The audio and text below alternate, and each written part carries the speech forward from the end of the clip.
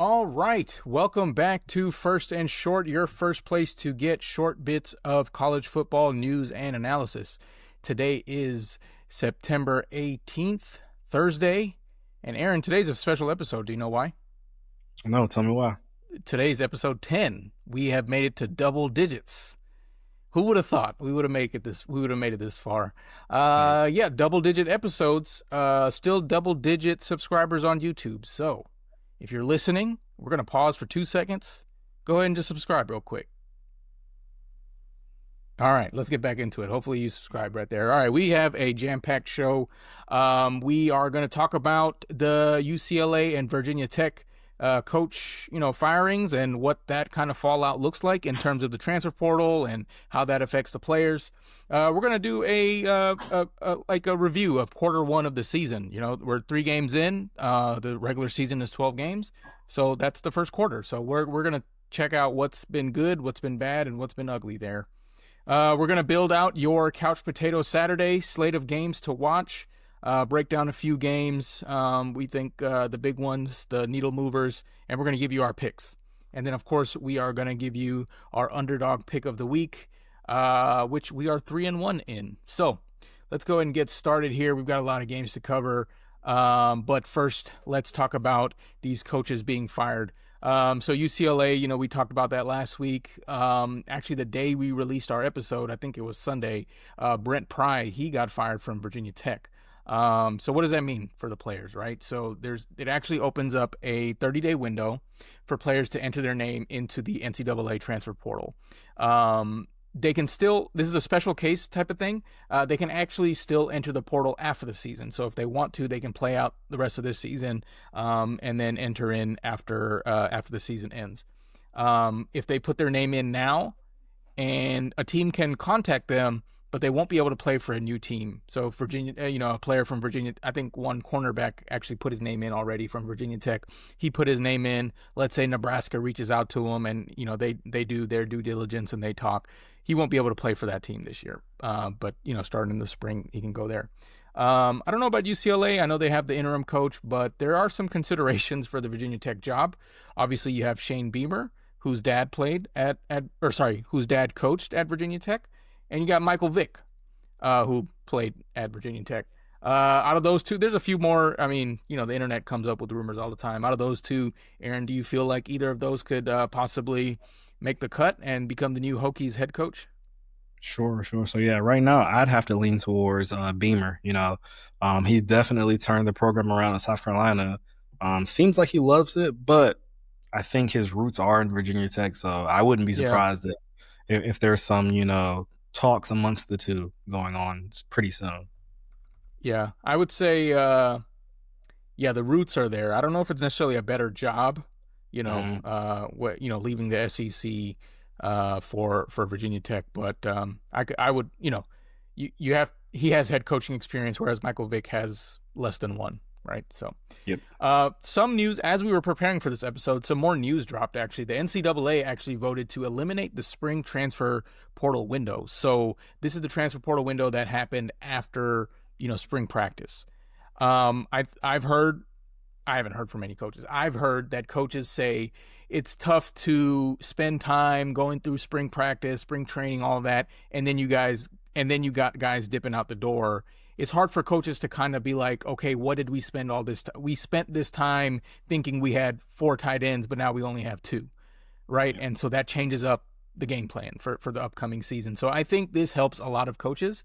When the window will actually be open, that one window, that's still under consideration. Whenever it is, I don't think everyone's going to be happy with it, but that's just what it is. The idea is that the window right now will be open after the bowl games wrap up. But the teams that are still in the playoffs, they won't necessarily get a chance to spend the manpower and the man hours to go get the players that are now in the portal.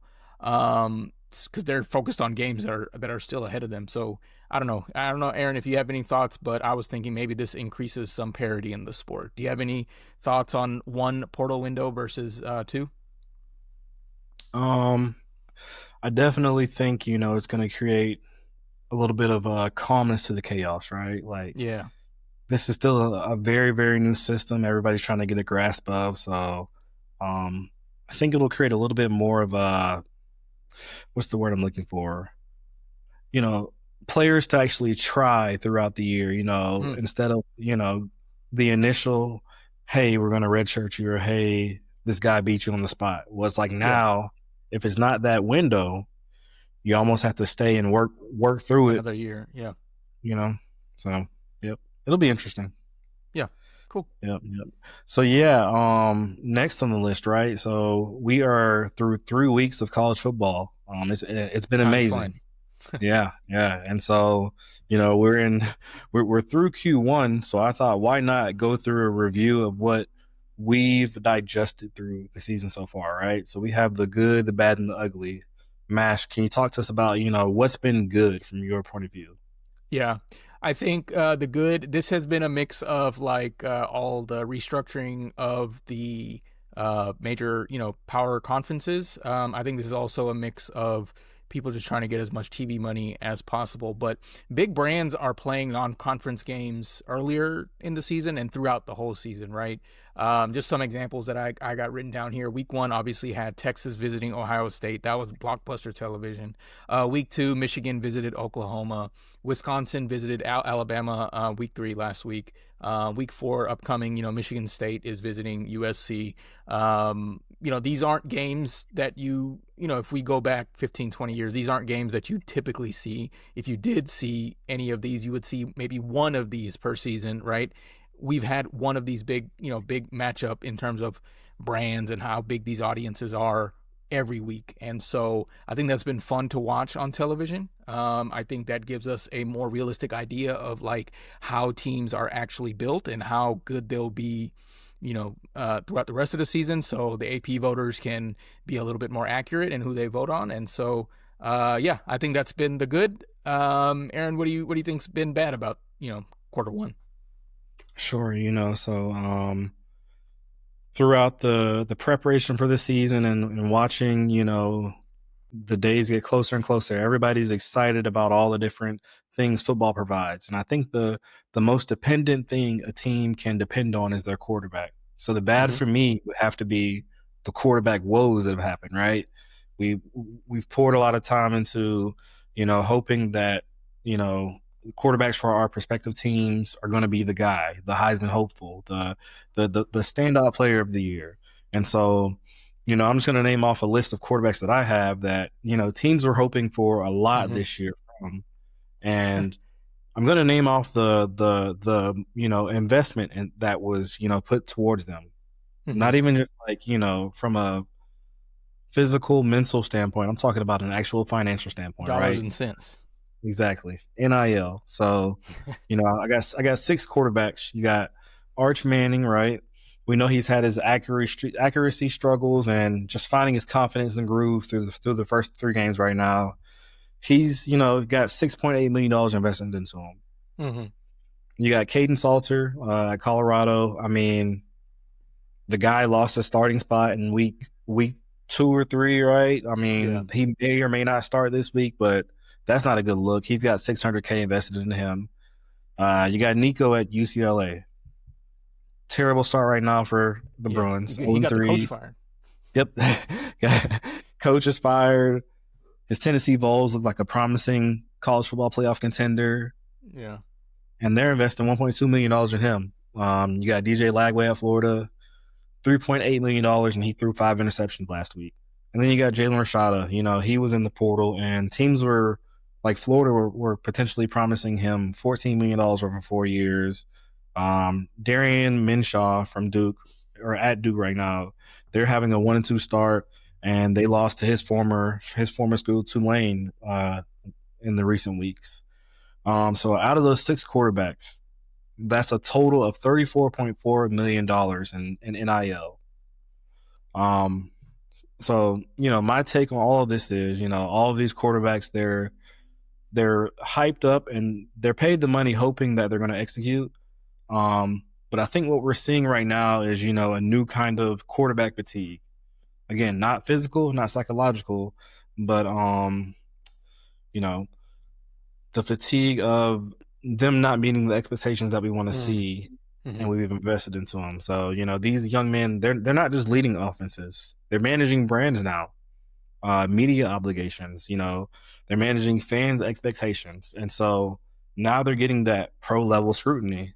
When the performance dips, the criticism is going to hit harder, and when the criticism hits harder, it's because the dollar signs are speaking louder and louder. It's Mm. just like, why is my team investing this much into this guy and he's not executing? Yeah. Yeah. Yep. So that's my bad for the first 3 weeks of college football. Now let's get into the ugly. You kind Mm. of hit on it, and we've hit on it, in the most recent episode. Um, it's how ugly the coaches' hot seats are getting right now. Yeah. Yeah. So we had UCLA's head coach just got the can, Virginia Tech's head coach, and we could see more throughout the season. Um, Billy Probably will. Napier, yeah, Billy Napier at Florida right now. The team, I mean, it looks like the morale is lost, and Mm-hmm. they're having a start that no fan wanted or would hope for.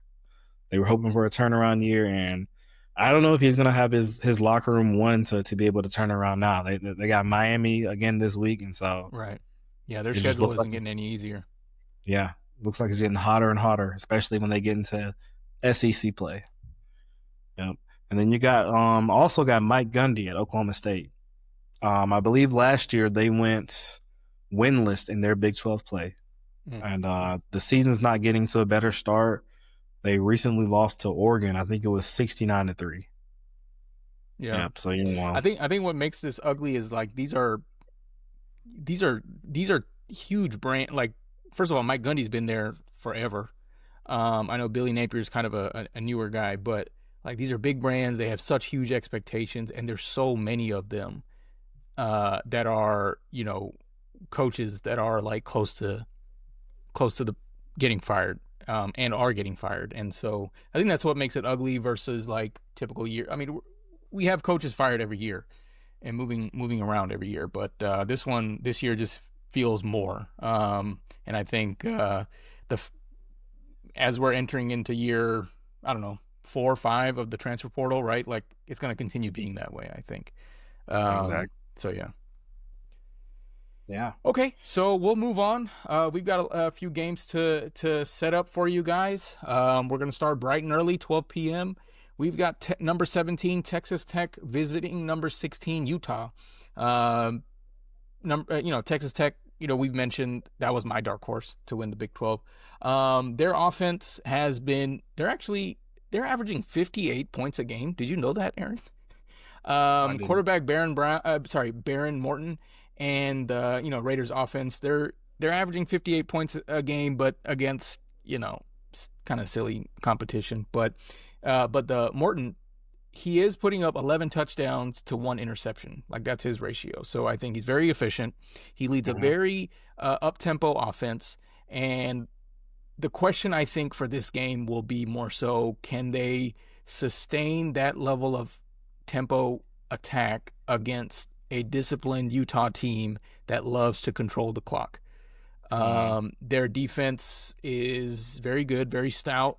They will be playing at Utah, right? The Utes are only giving up 15 points a game, and their run defense is very top notch. They've actually only given up 2 rushing touchdowns the whole season. Texas Tech's running backs, they're averaging 5.9 yards per carry. So I think that will be a good good on good matchup right there. Utah's offense, they're top 15 in scoring, and they're second in third down conversion, and they're averaging 200 rushing yards per game.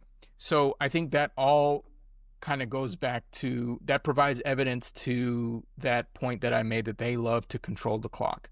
So when you have a team that slows the game down, makes the other team play on their terms, going up against a team that likes to score fast, score many times as possible, that will be a very interesting dynamic to watch there. Their direct counters to each other.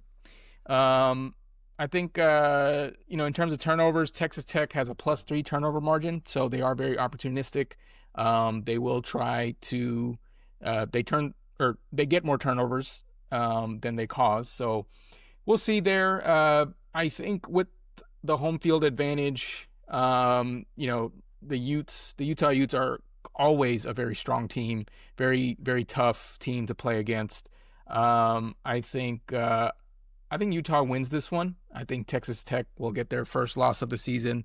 Um, yeah, I don't know. That's just the feeling that I'm getting. I think Texas Tech still has a very good offense, a very decent defense, but Utah just that vice grip that they're going to be able to put on Texas Tech. They just haven't faced the same level of competition, and I think that'll come back to bite them. Do you have any thoughts there? Sure, sure. So yeah, um, I'm gonna have to disagree with you there. I'm a really, really big fan of Baron Morton. That offense is explosive, like you said, averaging 58 points a game. I think it's going to be a shootout. It's my favorite type of Big 12 game. It's just a scoring battle. See who's Yeah. going to make the mistake first. And I think Texas Tech is going to be the team to be left standing. It's, Okay. it's going to be close, but I think they're going to win a close one. Typically, when there's a matchup where it's like a high scoring offense versus a really good defense, I typically choose the defensive team, and I'm Hmm. usually wrong. So you're probably right. We'll see. Well, yeah, we'll move on to the 3:30 game. We're gonna do a little bit more of a deep dive here. Number 22 Auburn is going up to Oklahoma. So obviously the big storyline here that you'll see throughout the weekend is Jackson Arnold's return to Norman. If you guys remember, Jackson Arnold was the quarterback of the future there, and then he quickly became quarterback of the past, and the coach passed on him. He left and is now at Auburn. Fortunately, since then, I think he's found his confidence so far. So I don't think the crowd will be able to shake him up too much. He's led his team, Auburn, to three straight games of 30 or more points, which actually Auburn hasn't accomplished since 2009. So big turnaround on offense for Auburn, and Jackson Arnold is at the head of that. His dual threat ability, I think, will pair very well with John Mateers. I think this will be a very fun game to watch from a quarterback standpoint. He's got over 500 passing yards, four passing touchdowns. He's pretty good with his legs, 196 rushing yards and four rushing touchdowns. He's actually, I think, the second leading rusher on the Auburn team. They're going to have to rely on that strength of running the ball if they want to win. I think they as a team they have 200 more rushing yards as a team versus passing yards. I think as Auburn gets into their SEC schedule, they're going to have to start using Jeremiah Cobb and Damari Alston more. I don't know if Jackson Arnold should or can sustain that many tackles from Oklahoma's defense if he's going to be, running the ball so much. So while Jackson Arnold does have Georgia Tech transfer, Eric Singleton and Cam Coleman, sophomore standout to throw to, Hmm. Oklahoma's pass defense is just, too good. Their defense, I know Aaron's going to talk a little bit more about their defense, but I just wanted to highlight their top five in opponent completion percentage, pass yards per game, and yards per pass for their opponents. So defense is really good on Oklahoma's side. On Auburn's defensive side, the coordinator DJ Durkin, he's known for making his defenses very physical, very disciplined, very disruptive, and they're going to have to stick to these principles, if they want to stop John Mateer and the Sooners. Um, their rush defense is elite. They're ranked second in rush yards per game. They actually they haven't allowed a rushing touchdown yet this season. So you can thank players like Keldrick Falk, Malik Blockton, and linebacker Xavier Atkins, who actually is leading the team in tackles. Um, Keys to winning this game on defense: they have 11 sacks so far. They're gonna have to at least get close to John Mateer and cause issues for him. They can't give up explosive plays, which we all know Mateer loves to go for. Um, but Auburn's secondary has been a little shaky at times, so they're going to have to lean into being disciplined and not biting on play action. Um, those are the keys for them to win. I'm going to give my Hmm. pick later, but Aaron, do you want to talk a little bit more about Oklahoma? Sure, sure. So yeah, you mentioned Oklahoma's all explosive offense, right? They are a big play machine. They have a lot of speed at the skill positions, and then the quarterback, John Mateer, he's a threat to run or pass at any point in time. Um, they've been scoring on average well over 40 points a game, which is crazy. Yeah. And Auburn's defense, uh, they're not just good. They're pretty elite, but can they keep up with this type of scoring? Hmm. Can they stop this? Right. The guy I want to key in on is John Mateer though. He's the guy who's going to he's been making immediate impacts and stepping into Norman. He's a dual threat quarterback who shows a lot of poise, and he's getting comparisons to Baker Mayfield in his time in Oklahoma. Yeah. He's already had a signature win against Michigan. He had about, I think, 275 passing yards, 3 touchdowns. So he's proving that he has the ability to make elite decisions. And there was a saying that I've heard in high school, and I think he's the guy that's perfect for this saying: big time players show up in big time games, and I think he's that type of caliber player. The only question is can he lead his team through the gauntlet as SEC play begins? So can he continue to lead his team through these tough games and continue to put up these crazy numbers? Yeah. In terms of how efficient they are on offense, they convert a lot on third down, 50% of the time. This keeps the drive alive. It wears down the opposing team's defense. Right. So if Auburn can't get off the field, it's going to be a long day. On the other side of the ball, they got a defensive front that is just crazy. Their head coach Venables, he calls the unit hungry, humble, and a high standard. Right. They forced 15 3-and-outs on 35 possessions. So that's pretty crazy. So 42% of the time they're causing teams to go 3-and-out. Wow. Really, really good. Yeah. Surprisingly though, they haven't forced a turnover at all this year. Yep. So some players to watch on that front seven, that's the defensive line and the linebackers. You got to watch Sammy Omosigo. He's a linebacker that can get sideline to sideline and cause a lot of disruption. He's got great speed.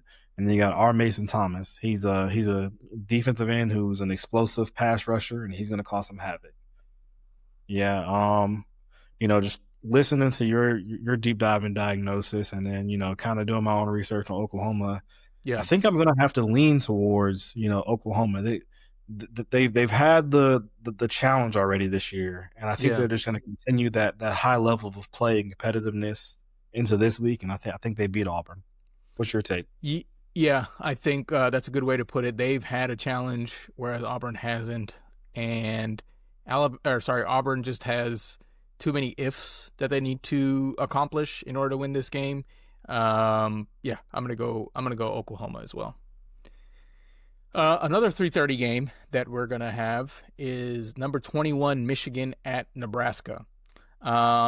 This will be a fun one to watch, I think, on a secondary screen. These are two solid teams with very balanced, offenses and defenses. I think a key few units to watch. Michigan's defensive line. It's one of the best in the country, honestly, and they've been living in opponents' backfields, generating a lot of pressure on quarterbacks and stuffing the run.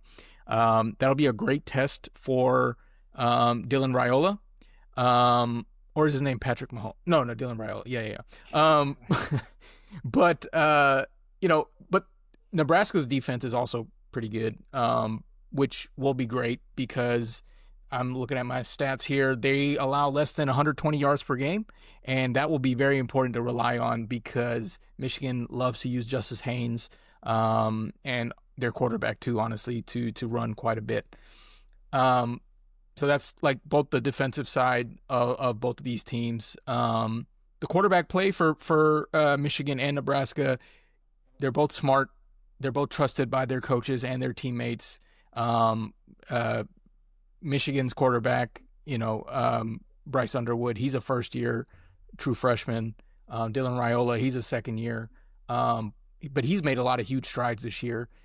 He has a high completion percentage, 8 touchdowns, 0 interceptions. I think Dane Key, the transfer from Kentucky, he's been a huge addition as a weapon for him as at wide receiver. Bryce Underwood, he was shaky against Oklahoma.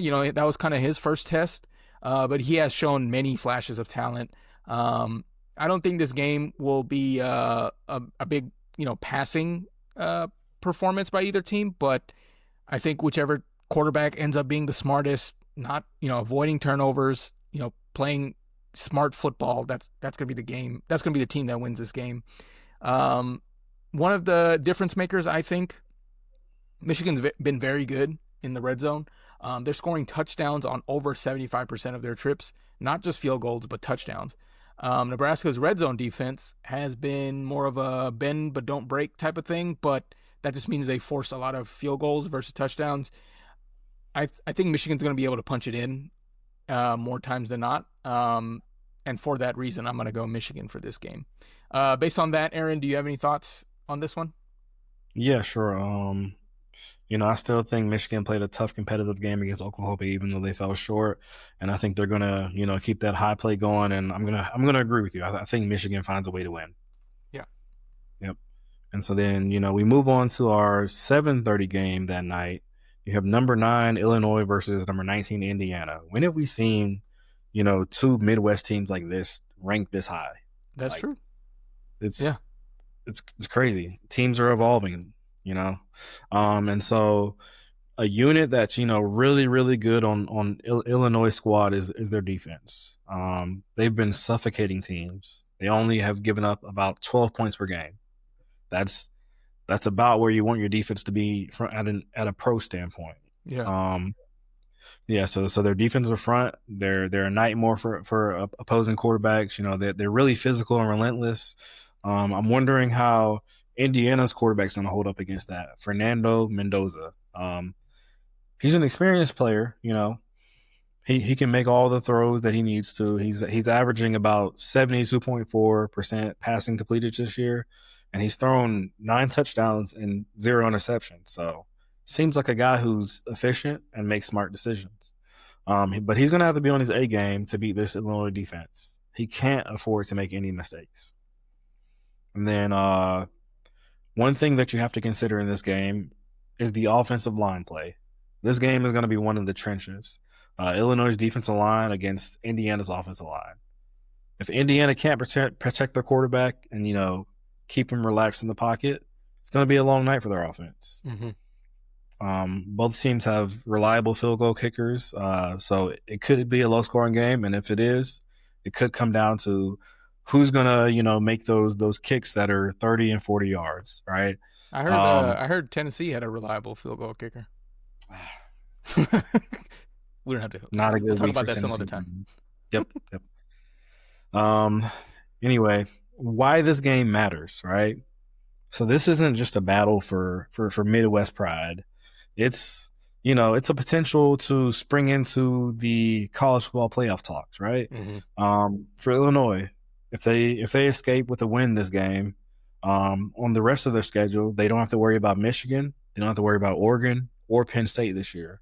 So they only have to worry about Ohio State, which is a tall task. But right. They'll have a good win on their resume. Exactly. Theoretically, it could be a loss too, and they can still sneak in. So, right. There's that. And then Indiana, they don't have to worry about Ohio State or Michigan this year. Only Oregon and Penn State stand in their way. So these teams have the potential to, You think one of these are going to make the CFP? I think it all depends on how they, stand up against the rest of their conference play. I mean, I don't know if anybody's truly dominant yet, but if somebody shows that they're a dominant team this game and they prove that they can beat anybody in their conference that's mid to lower tier, sure, they got a shot, but you can never tell when you're playing conference foes and rivals. Yep. So my pick for this game is going to have to be Illinois. I watched them a little bit last year, especially in that bowl game against South Carolina. I think I like their squad and I like their defense. So picking Illinois. What about you? Yeah, I'm going to pick Illinois. I think the I'm gonna go back to defense as well. I think the key stat there is the 12 points per game. That's like a magic number. Like you meant, that's under 2 touchdowns. That is a Mhm. very suffocating defense. Um, yeah, I don't think Indiana's all that, and I think I think the country will finally figure that out again, again, this weekend. There is one more 7:30 game that we wanted to talk about. That is Florida at number 4, Miami. Yeah. So just a little bit of news. Associate head coach Jabbar Jaluluk, he was seen on camera, on video. You've probably seen it on social media, slapping an LSU player before their game last Saturday. I saw the video like last week when it happened, but I didn't realize he actually slapped a player. So he's been suspended for 3 games. I think this just exemplifies the kind of program that Billy Napier is running now at Florida, which is such a far cry from where it used to be, because it used to be you just had murderers on the team. So, there's no discipline, no team mentality, no like thinking about the team's future. It's just, I don't know, people just out there playing football. So I don't think you would see this in a Ryan Day run program. I don't think you would see this in a Steve Sarkisian run program. I don't know. This is just how Billy Napier decides to do things. But in any case, back to the game. The Hurricanes in Miami, they're a juggernaut on offense.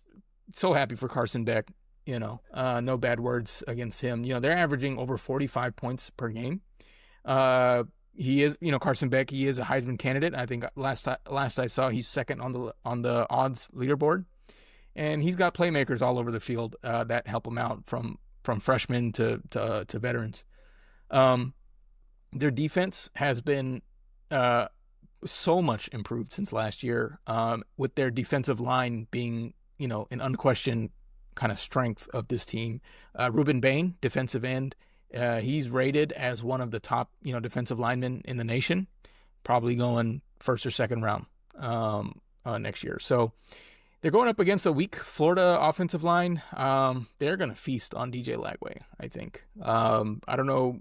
I've heard DJ Lagway's dealing with some injuries, so mobility might be an issue. We all saw him throw 5 interceptions last week. So whether that was, bad decision making or his, injury kind of affecting his throwing motion, they're going to get after him. On Florida's side, if there is one bright spot on this team, I think it's going to probably be the secondary. There are multiple future NFL, corners and safeties on this side of the ball. Look for Jordan Castell to kind of be a leader in the backfield and kind of set the tone early. If Carson, we know Carson Beck can make mistakes. If it happens, Jordan Castell and his squad, they'll be able to be there and catch those balls or cause any disruption that they can. After last week's performance on offense, I think Florida might rely a little bit more on rushing the ball this week. They only have one running back, though, that has ran for more than 100 yards this whole season. So they're going to have to get more juice out of DJ Lagway and his wide receivers if they even want to keep this one close. But it's hard to bag on Florida week after week, but I think we might have our first back-to-back Saturday champs with Florida. I'm picking Miami. You got any? Okay. What do you think, Aaron? Yeah. Like I said earlier, I think the life is taken out of this, Florida Gator team pretty early. I'm gonna have to agree with you there, and say that Miami's my pick for the win. That's also a good segue into our underdog of the week, actually. Okay. So, for those who don't know, we look at the different FanDuel prize picks, all the different over-unders and spreads, and see who we think that underdog is. This week we couldn't really find a good underdog, but we did find a spread that we didn't necessarily get a warm fuzzy about, right? And that's the 7.5 point spread that Miami has against Florida. We feel as though Miami's going to come in there and dominate.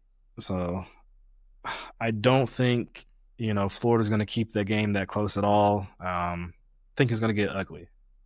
Yeah. So I think that's a good one to buy for sure. Miami 7.5. Not technically an underdog, but if you like money, then that's probably a good one to go after. Yeah. We're 3-1. We're pretty successful. That's all I'm gonna say. Yeah. Yeah. All right, guys. Well, that pretty much closes out this episode. So Episode next 10. time, episode 10, 10, double digits. Consistency is key. Yeah. All right. So yeah, next time, what we're gonna talk about? We're gonna talk about week 4, what happened over the weekend, and we're gonna review it. We're gonna analyze some of the big plays of the weekend, and then we are also gonna talk about who had the Saturday. Yep. All right. For sure. Yep. So thank you guys for watching First and Short. We will see you next time. Thanks.